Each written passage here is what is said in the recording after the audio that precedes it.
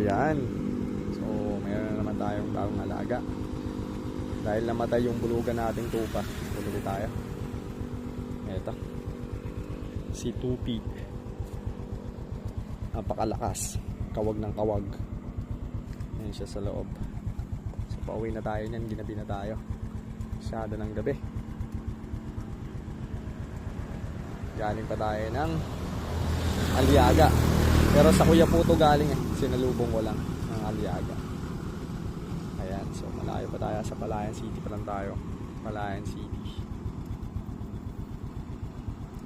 Uwi pa tayo ng Gabaldon.